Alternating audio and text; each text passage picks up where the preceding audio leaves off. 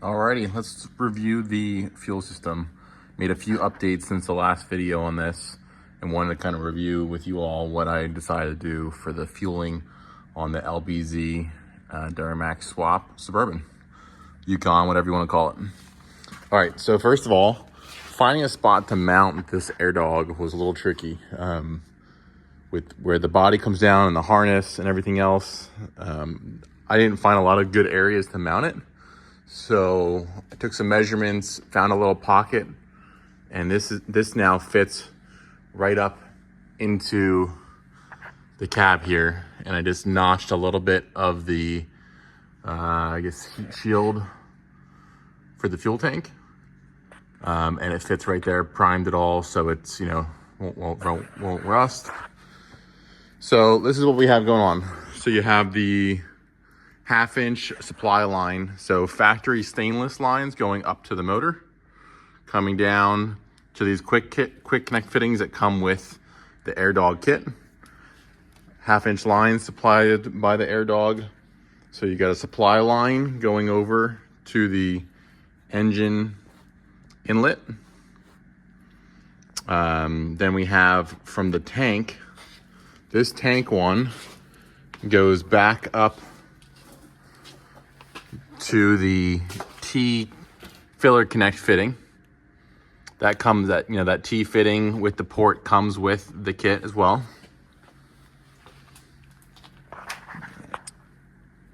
And then our inlet is right here. This runs right up and around. And I drilled out the 5/16 return line that was originally on this fuel sending unit. Drilled that out with a step-up bit and got to the right size, and then measured the straw and the pickup tube that comes with the AirDog and mounted that right there. That way I can retain the fuel the fuel level inside the tank. All right, so this line here, that was the old feed from the rear tank. I have it connected here, and then it's just plugged up there by the old tank. Don't need that one anymore because I'm gonna be doing a gravity feed. The 5/16 line, as I mentioned, that was previously for the return from the engine, but we don't need that anymore. So that's just here chilling. We don't need that. And then up here, this was the factory vent tube that went up to the filler neck. So I just had an extra AN fitting laying around with some 3/8 hose, connected that up to the top of the filler neck.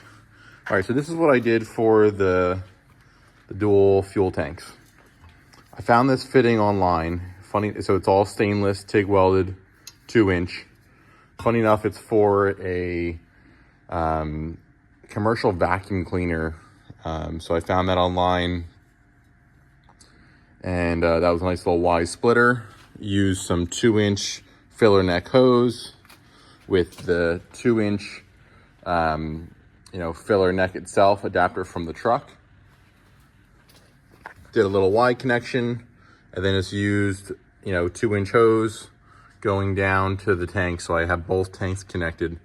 Now obviously you can see the inlet for the tanks, the tank inlet bung is gonna be the wrong size. I think that's 1 inch or 1.25 inches. So I have 2-inch fittings coming. I'll post those down in the description, what I use for that, but they're 2-inch fuel inlet bungs, or whatever you want to call them, bulkheads I believe they're called.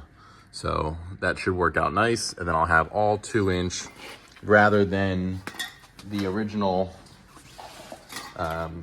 fuel line from the gas truck, which was much smaller in diameter as a comparison. I mean, it really pinches it here, and it's not going to allow much volume in, especially with the larger diesel pumps. So that's kind of a recap of what I did for the fuel system. As I mentioned, some of the old fittings I just capped off. The old hose was here. That was the, the line that connected the two tanks for the supply. I left some of the evap stuff all there. I don't see a harm in leaving it all connected. It's not going to be used. I'm going to turn all that off in the tune, but kind of just left it all connected so I wouldn't have any fuel vapors, kind of open to the air. So that's the fuel system. Forgot to mention the return line from the truck. That is just 3/8 fuel line. These quick connectors I got off Amazon. It's just Barb to the quick connect. So I got 2 straight 3/8 Barb quick connect fuel line fittings. And then I went online and just searched the OEM fuel cooler for the Duramax, because obviously the Yukon didn't come with one, and the one that was in my other truck was destroyed. So I got the bracket. The bracket, I'll leave it down in the description, the part number for that. Found that on eBay. And then the cooler I found on Amazon, AC Delco part, came with the quick connect fittings on it already. And then I used 90-degree quick connect 3/8 fittings. So you got one going from here up to the stainless return line on the engine. And then the other one is a return from the engine back to the 3/8 supply line on the factory Yukon sending unit. So that all worked out really nice and clean. Tucked everything, zip tied it up so it won't be in the way, and should be good to go. Now I do want to say, with the sending unit here, with this swap, everybody knows you have to do either a full 2-inch body lift or the progressive 2-inch down to 0 in the back. That's what I chose to do, and that got me an extra, inch and a half of space here, right where I mounted the sending unit. The lift pump. And what's really nice is it's all tucked up above the frame, so it won't get snagged on anything. I didn't want to really see it visible when you're standing outside the truck, so I think that was a really nice spot. And it's all local to the fuel system here, so really easy to run.